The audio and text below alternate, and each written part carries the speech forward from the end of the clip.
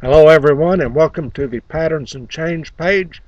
It's Friday, and I thought this would be a good time to talk about a story and how the patterns of the mind work under certain environments.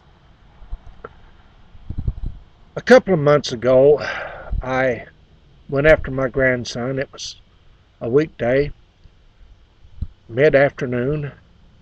He's in kindergarten, along with close to 30 other little children. And as they burst out of the school doors, I could hear my grandson calling out the first name of each child in his class and saying goodbye, and I hope you have a wonderful evening. See you tomorrow. Everyone else was doing the same thing. They were all very friendly with each other, calling each other's first names. There were no nicknames or any bad names said. And it touched my heart because I thought how wonderful it would be if these children could grow up treating each other and everyone else exactly the way they're doing right now. In our violent society, I worry about young children and their future and what can be done about it. That's why I do my volunteer work. And as I listened to these kids running around, it reminded me of some instances I've had at the prison where I felt really deeply appreciated by the inmates. One evening in particular, they had moved us in the heart of the prison. They had moved us to a smaller room because I had such a small group. I had less than 10. You see, on Friday nights, the men on good behavior have a chance to make a choice. They can go to movies, there's ministry, there's speeches given. It's sort of an entertainment type night where they can get out and find some purpose to live for. That's my job, to help them. I'm not there to scold them or find out about their crime or even find out their real name. My job is to help them find a purpose to live in an environment that is much different than the outside environment. One man told me that his cell is only wide enough where he can put a hand on one wall and an elbow on the other, and that's about the width of his life and his world. He does appreciate me very much. Anyway, we went to this one room where there was a window in it. Now, some of the rooms do not have windows, and those that do, the windows are very rarely, if ever, washed. And it's sort of a cloudy, dirty window, but yet you could still see out of it. It was a louvered window that little slots, and the louvers were open. You could hear the outside environment. Anyway, I was giving my speech and just about to the conclusion, and like every speaker really appreciates, I had my audience on the edge of their seat. They were really interested in the story I was telling, and I was really in there moving along, and suddenly one of the men got up and ran over to that window, and everybody else just got up and left me standing there talking on my own. I asked them what's going on, and they had heard birds outside the window. And for a couple of these guys who I'd never talked to before, and I don't think much since, they had been in the hole for several months. I don't know how long, they didn't tell me, but it was the first time in a long time they'd ever heard birds calling.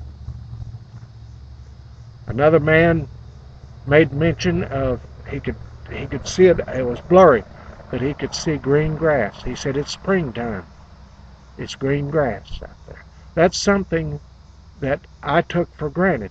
Birds and grass, I have them right here at home all the time. I love them, but these guys really made something special. I concluded my story that evening, but I've carried that experience ever since. Another incident that I need to tell you about I was giving a speech one evening, and a man in his early 60s was there. He was listening to everything I had to say. He's been there every night that I've been volunteering.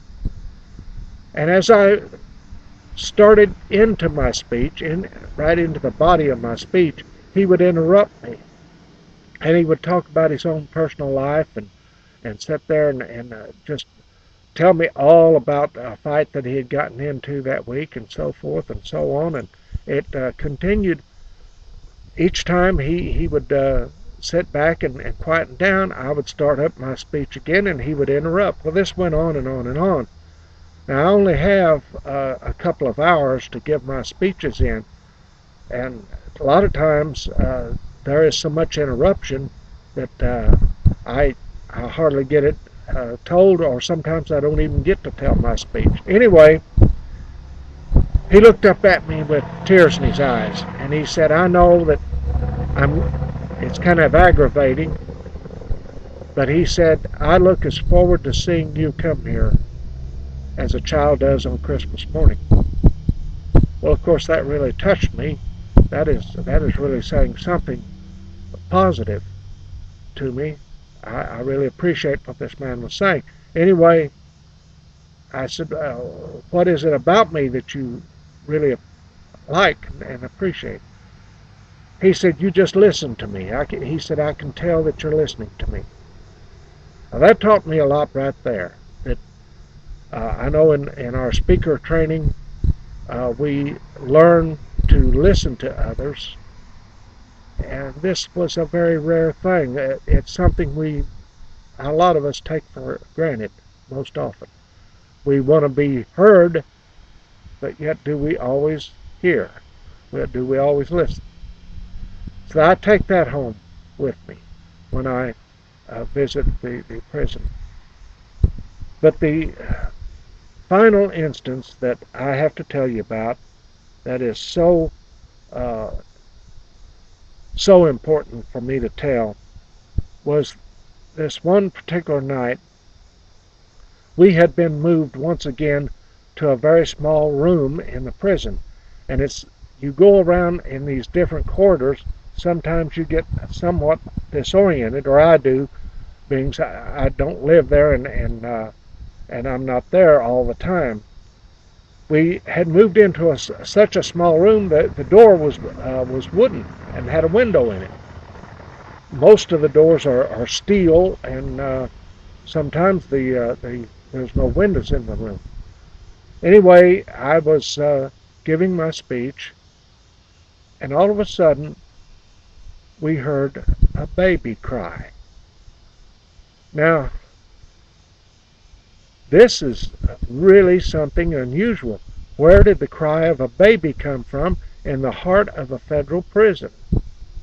Well, come to find out, the inmate visitor room was on the other side of the hall, of course behind the walls, the concrete walls and that, but you could hear the nursery where this young baby was being taken care of, and this baby started crying. The inmates, some of them broke down and started crying themselves because they said, some of them said, that's the first I've heard a baby cry in over 30 years. And that really touched me too, because we have such young babies in my life here, several grandbabies, and when they cry, of course, there's something wrong, and I see into it when I'm around them. But at the same time, I've really learned to listen to life a lot different than I normally would. This creates a pattern of deep spiritual wealth in my heart, and I appreciate very much being able to tell you about it. Maybe you can start listening to the things that you've been taking for granted too. Thank you so much, and have a wonderful, ecstatic weekend. Bye-bye.